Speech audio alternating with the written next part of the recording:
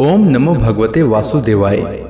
भगवान बृहस्पति देव की पूजा अर्चना के लिए बृहस्पतिवार को व्रत करके बृहस्पतिवार व्रत की कथा का श्रवण करना चाहिए। बृहस्पतिवार का व्रत करने और व्रत कथा सुनने से स्त्री पुरुषों की सभी मनोकामनाएं पूरी होती है। इस व्रत से धन संपत्ति की प्राप्ति होती है, निसंतानों को पुत्र प्राप्ति होती है, परिवार में सुख शांति बनी रहती है, सभी आनंद पूर्वक रहते हैं। इस व्रत में व्रत कथा का श्रवण करने का विशेष महत्व है। अब आइए सुनते हैं बृहस्पतिवार व्रत कथा। प्राचीन समय की बात है। भारत में एक राजा राज्य करता था। वह बड़ा प्रतापी तथा दानी था।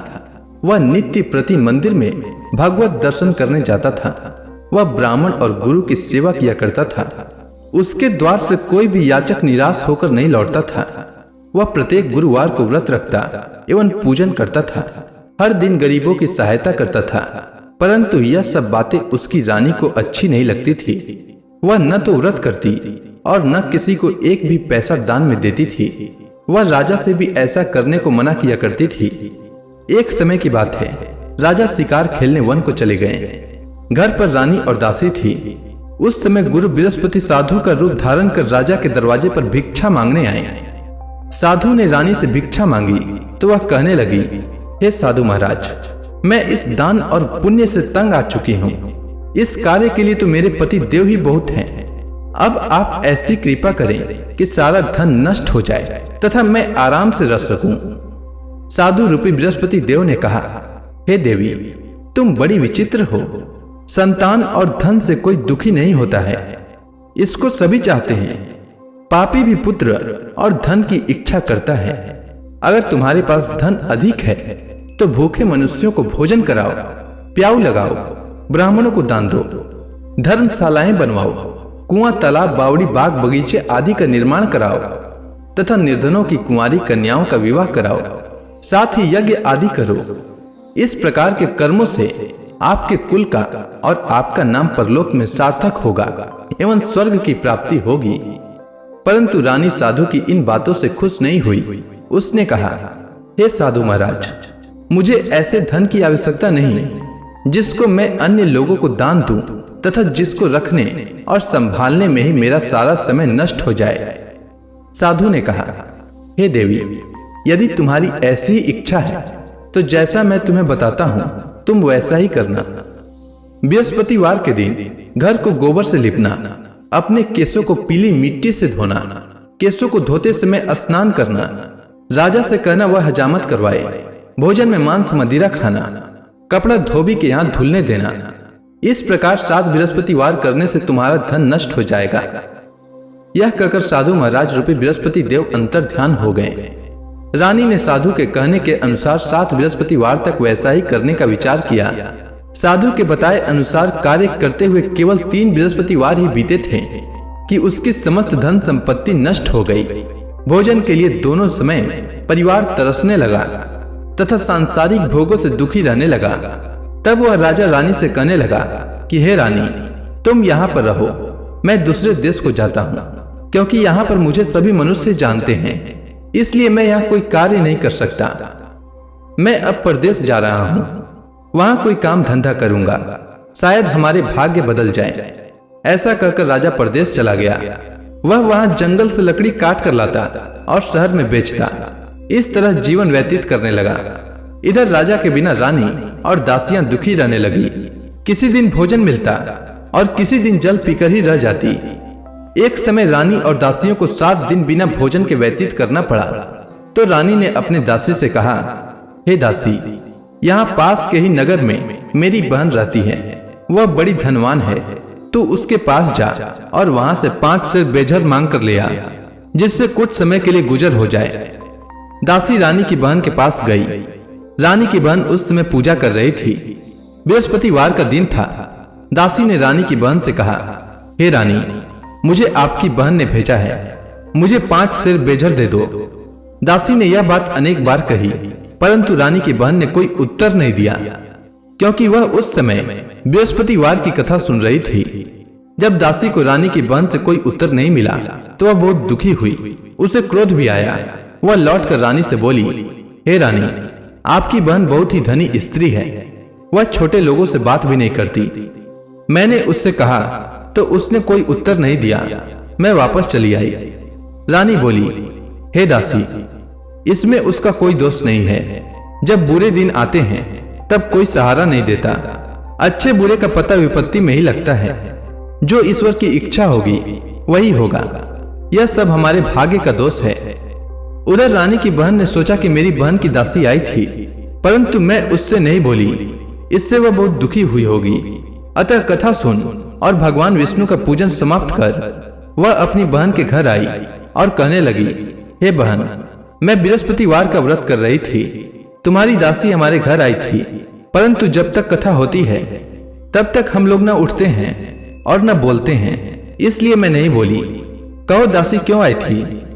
रानी बोली, बहन, हमारे घर अनाज नहीं था।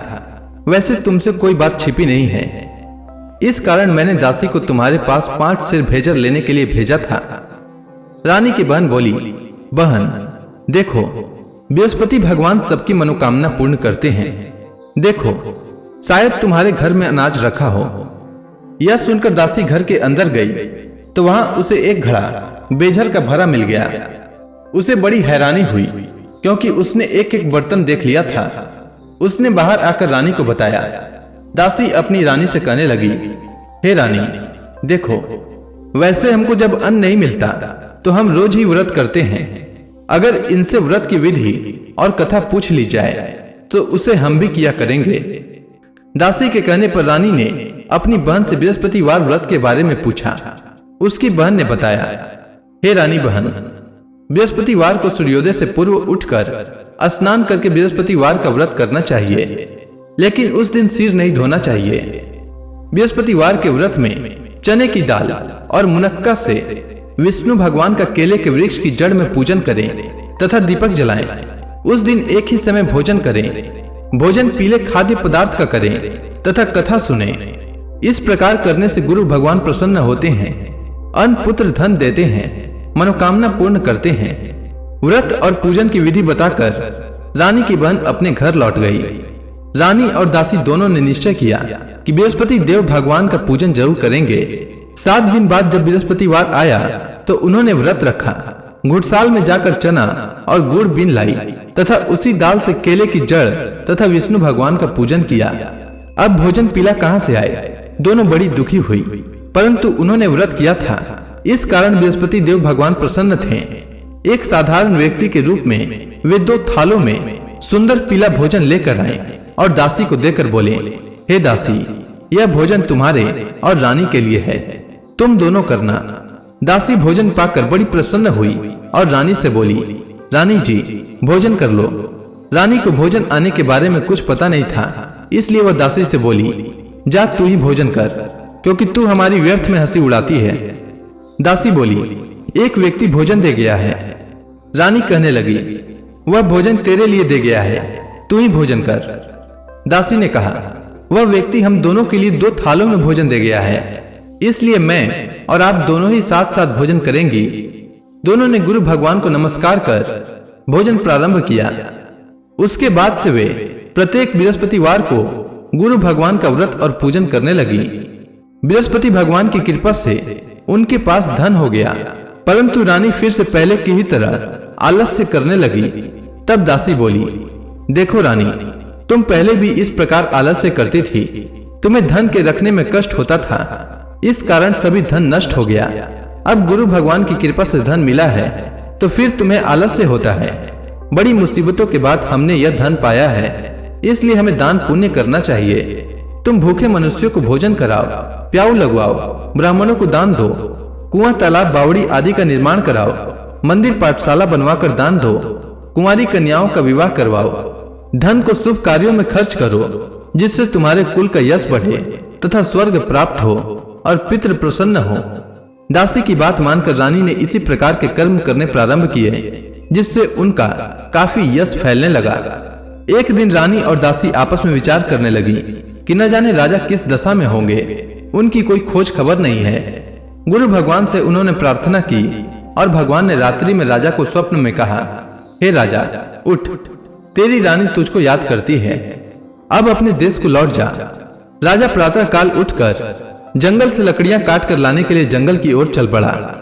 जंगल से गुजरते ही वह सोचने लगा, रानी की गलती से उसे कितने दुख भोगने पड़े। राजपाट छोड़कर उसे जंगल में आकर रहना पड़ा। जंगल से लकड़ियां काटकर उन्हें बेचकर गुजारा करना पड़ा। उसी समय उस जंगल में बृहस्पति देव एक साधु का रूप धारण कर आए और राजा के पास आकर बोले, हे लकड़हारे, तुम इस सुनसान जंगल में किस चिंता में बैठे हो, मुझे बतलाओ। यह सुनकर राजा के नेत्रों में जल भर आया और साधु की वंदना कर बोले, हे प्रभु, आप सब कुछ जानने वाले हैं। इतना कहकर राजा ने साधु को अपनी संपूर्ण कहानी सुना दी। महात्मा दयालु होते हैं। वे राजा से बोले, हे राजा, तुम्हारी पत्नी ने बृहस्पति देव के प्रति अपराध किया था, जिसके कारण तुम्हारी यह दशा हुई है। अब तुम किसी प्रकार की चिंता मत करो, भगवान तुम्हें पहले से अधिक धन देंगे। देखो, तुम्हारी पत्नी ने बृहस्पतिवार का व्रत प्रारंभ कर दिया है।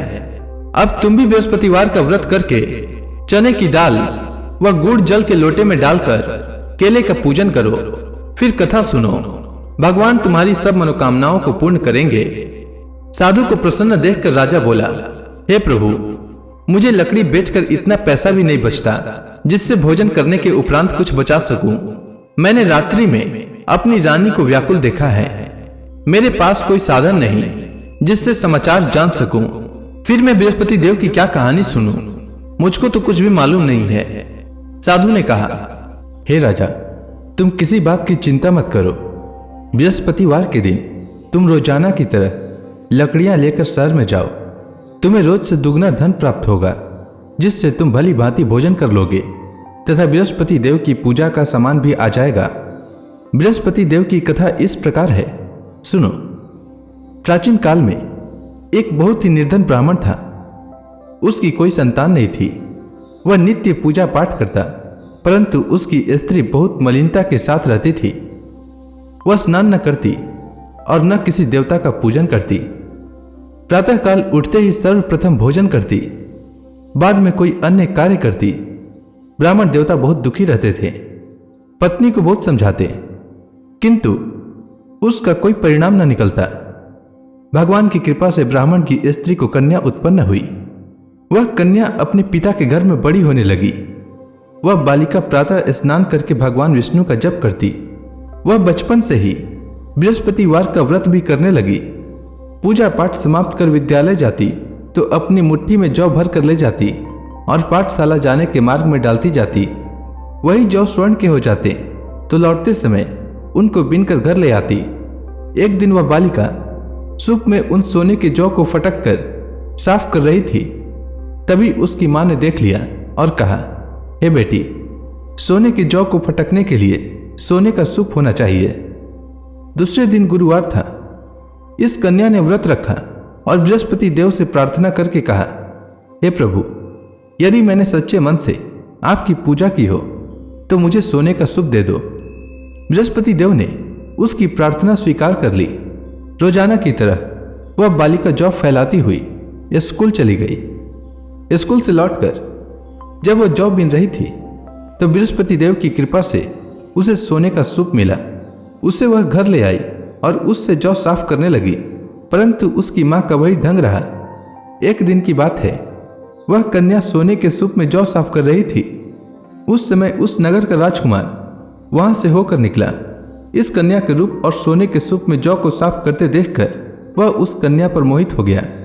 राजमहल आकर वह भोजन तथा जल त्याग कर उदास होकर लेट गया। राजा को जब राजकुमार द्वारा अन्न जल त्यागने का समाचार ज्ञात हुआ तो अपने मंत्रियों के साथ वह अपने पुत्र के पास गए और बोले, हे बेटा, तुम्हें किस बात का कष्ट है? किसी ने अपमान किया है अथवा कोई और कारण है? मुझे बताओ, मैं वही करूंगा जिससे तुम्हें प्रसन्नता हो। राजकुमार ने अपने पिता की बातें सुनी तो वह बोला, मुझे आपकी कृपा से किसी बात का दुख नहीं है।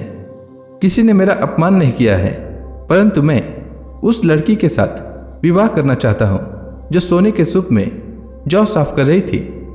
यह सुनकर राजा आश्चर्य में पड़ गया और बोला, हे बेटा, इस तरह की कन्या का पता तुम्हें लगाओ। मैं उसके साथ तुम्हारा विवाह अवश्य ही करवा दूंगा। राजकुमार ने राजा को उस लड़की के घर का पता बतलाया। मंत्री उस लड़की के घर गया और राजा का आदेश ब्राह्मण को सुनाया। कुछ ही दिन बाद ब्राह्मण की कन्या का विवाह राजकुमार के साथ संपन्न हो गया। कन्या के घर से जाते ही उस ब्राह्मण देवता के घर में पहले की भांति गरीबी का निवास हो गया। अब भोजन के लिए भी अन्न बड़ी मुश्किल से मिलता था। एक दिन दुखी होकर ब्राह्मण अपनी पुत्री से मिलने गया। बेटी ने पिता की दुख की अवस्था को देखा और अपनी मां का समाचार पूछा। ब्राह्मण ने सभी हाल कहा। कन्या ने बहुत सा धन देकर अपने पिता को विदा कर दिया। इस तरह ब्राह्मण का कुछ समय सुखपूर्वक व्यतीत हुआ, लेकिन कुछ दिन बाद फिर वही हाल हो गया। ब्राह्मण फिर अपनी कन्या के यहाँ गया और सभी हाल कहा तो पुत्री बोली, हे पिताजी, आप माता जी को यहाँ लिवा लाओ, मैं उन्हें वह विधि बता दूंगी जिससे गरीबी दूर हो जाए। ब्राह्मण देवता अपनी स्त्री को साथ लेकर अपनी पुत्री के पास राजमहल पहुंचे तो पुत्री अपनी मां को समझाने लगी, हे मां, तुम प्रातःकाल उठकर प्रथम स्नान आदि करके विष्णु भगवान का पूजन करो तो सब दरिद्रता दूर हो जाएगी। परंतु उसकी मां ने उसकी एक बात नहीं मानी।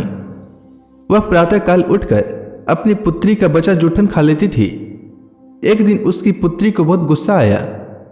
उसने एक रात एक कोठरी से सारा सामान निकाल दिया और अपनी मां को उसमें बंद कर दिया। प्रातः उसमें से उसे निकाला तो स्नान आदि करा के पूजा पाठ करवाया तो उसकी मां की बुद्धि ठीक हो गई। इसके बाद वह नियम से पूजा पाठ करती और प्रत्येक बृहस्पतिवार को व्रत रखने लगी। इस व्रत के प्रभाव से उसकी मां भी बहुत धनवान हो गई और बृहस्पति देवता के प्रभाव से स्वर्ग को गई।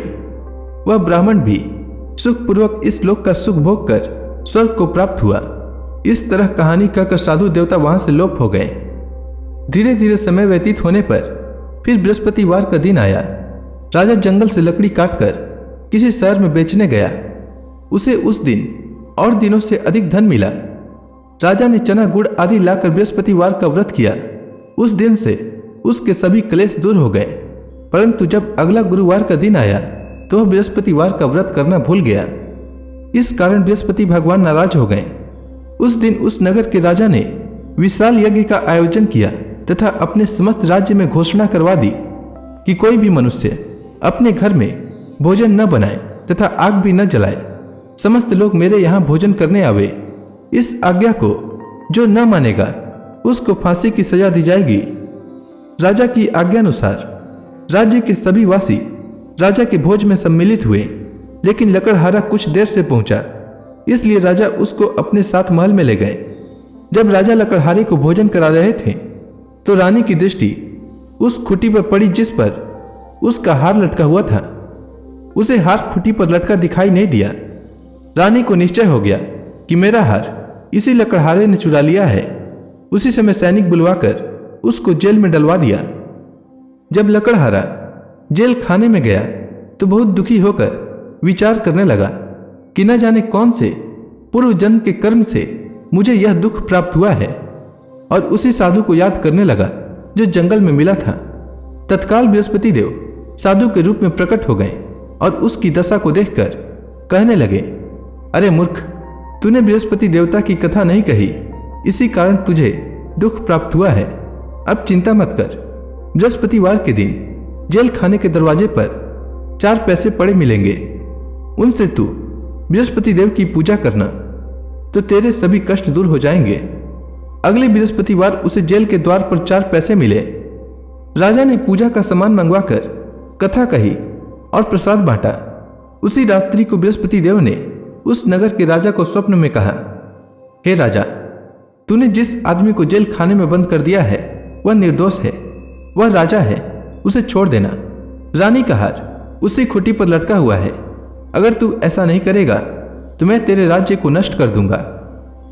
राजा प्रातःकाल उठा और खुटी पर हार टंगा देखकर लकड़हारे को बुलाकर क्षमा मांगी तथा राजा के योग्य सुंदर वस्त्र आभूषण भेंट कर उसे विदा किया। गुरुदेव की आज्ञानुसार राजा अपने नगर को चल दिया। राजा जब नगर के निकट पहुंचा तो उसे बड़ा ही आश्चर्य हुआ। नगर में पहले से अधिक बाग, तालाब और कुएं तथा बहुत सी धर्मशालाएं, मंदिर आदि बने हुए थे। राजा ने पूछा कि यह किसका बाग और धर्मशाला है। तब नगर के सब लोग कहने लगे कि यह सब रानी और दासी द्वारा बनाए गए हैं। राजा को आश्चर्य हुआ और गुस्सा भी आया। जब रानी ने खबर सुनी कि राजा आ रहे हैं तो उसने अपनी दासी से कहा, हे दासी, देख, राजा हमको कितनी बुरी हालत में छोड़ गए थे। वह हमारी ऐसी हालत देखकर लौट न जाएं, इसलिए तू दरवाजे पर खड़ी हो जा। रानी की आज्ञा अनुसार दासी दरवाजे पर खड़ी हो गई। जब राजा आए तो उन्हें अपने साथ महल में लिवा लाई। तब राजा ने क्रोध करके अपनी तलवार निकाली और पूछने लगा, बताओ, यह धन तुम्हें कैसे प्राप्त हुआ है? तब रानी ने बताया, हमें यह सब धन बृहस्पति देव के व्रत के प्रभाव से प्राप्त हुआ है। राजा ने तब निश्चय किया कि 7 रोज बाद तो सभी बृहस्पति देव का पूजन करते हैं, परंतु मैं रोजाना दिन में 3 बार कथा कहा करूंगा तथा रोज व्रत किया करूंगा। अब हर समय राजा के दुपट्टे में चने की दाल बंधी रहती तथा दिन में 3 बार कथा कहता। एक रोज राजा ने विचार किया कि चलो अपनी बहन के यहां हो आवे। इस तरह का निश्चय कर राजा घोड़े पर सवार हो अपनी बहन के यहां चल दिया। मार्ग में उसने देखा कि कुछ आदमी एक मुर्दे को लिए जा रहे हैं। उन्हें रोककर राजा कहने लगा, अरे भाइयों, मेरी बृहस्पतिवार की कथा सुन लो। वे बोले, लो, हमारा तो आदमी मर गया है, इसको अपनी कथा की पड़ी है। परंतु कुछ आदमी बोले, अच्छा कहो, हम तुम्हारी कथा भी सुनेंगे। राजा ने दाल निकाली और कथा कहनी शुरू कर दी। जब कथा आधी हुई तो मुर्दा हिलने लगा और जब कथा समाप्त हुई तो राम राम करते हुए वह मुर्दा खड़ा हो गया। राजा आगे बढ़ा। उसे चलते चलते शाम हो गई। आगे मार्ग में उसे एक किसान खेत में हल चलाता मिला। राजा उससे बोला, अरे भैया, तुम मेरी बृहस्पतिवार की कथा सुन लो। किसान बोला, जब तक मैं तेरी कथा सुनूंगा तब तक 4 हरया जोत लूंगा। जा अपनी कथा किसी और को सुनाना। राजा आगे चलने लगा। राजा के हटते ही बैल पछाड़ खाकर गिर गए तथा किसान के पेट में बहुत जोर से दर्द होने लगा। उसी समय किसान की पत्नी रोटी लेकर आई। उसने जब यह देखा तब हाल पूछा। बुढ़िया दौड़ी दौड़ी उस घुड़सवार के पास गई और उससे बोली, मैं तेरी कथा सुनूंगी, तू अपनी कथा मेरे खेत पर ही चलकर कहना। राजा ने लौटकर बुढ़िया के खेत पर जाकर कथा कही, जिसके सुनते ही बैल खड़े हो गए तथा किसान के पेट का दर्द भी बंद हो गया। राजा अपनी बहन के घर पहुंच गया। बहन ने भाई की खूब मेहमानी की। दूसरे रोज प्रातःकाल राजा जागा तो वह देखने लगा कि सब लोग भोजन कर रहे हैं। राजा ने जब अपनी बहन से पूछा कि ऐसा कोई मनुष्य है जिसने भोजन नहीं किया हो जो मेरी बृहस्पतिवार की कथा सुन ले, तो बहन बोली, हे भैया, यह देश ऐसा ही है। पहले यहाँ के लोग भोजन करते हैं, बाद में अन्य काम करते हैं। अगर पड़ोस में कोई हो तो देखाती हूं। ऐसा कहकर बहन देखने चली, परंतु उसे कोई भी ऐसा व्यक्ति नहीं मिला जिसने भोजन न किया हो। वह एक कुम्हार के घर गई जिसका लड़का बीमार था। उसे मालूम हुआ कि उसके यहाँ 3 दिन से किसी ने भोजन नहीं किया है। रानी ने अपनी भाई की कथा सुनने के लिए कुम्हार से कहा। वह तैयार हो गया। राजा ने जाकर बृहस्पतिवार की कथा कही, जिसको सुनकर उसका लड़का ठीक हो गया। अब तो राजा की प्रशंसा होने लगी। एक दिन राजा ने अपनी बहन से कहा, हे बहन, मैं अपने घर जाऊंगा, तुम भी तैयार हो जाओ। राजा की बहन ने अपनी सास से अपने भाई के साथ जाने की आज्ञा मांगी। सास बोली, चली जा, परंतु अपने लड़कों को मत ले जाना, क्योंकि तेरे भाई को कोई संतान नहीं होती है। बहन ने अपने भाई से कहा, हे भैया, मैं तो चलूंगी, परंतु कोई बालक नहीं जाएगा। राजा ने कहा, जब कोई बालक नहीं चलेगा तब तुम जाकर ही क्या करोगी? दुखी मन से राजा अपने नगर को लौट आया। राजा ने अपनी रानी से कहा, हम निसंतान हैं, इसलिए कोई हमारे घर आना पसंद नहीं करता। इतना कह वह बिना भोजन आदि किए शैया पर लेट गया। रानी बोली, हे प्रभु, बृहस्पति देव ने हमें सब कुछ दिया है, वे हमें संतान भी अवश्य देंगे।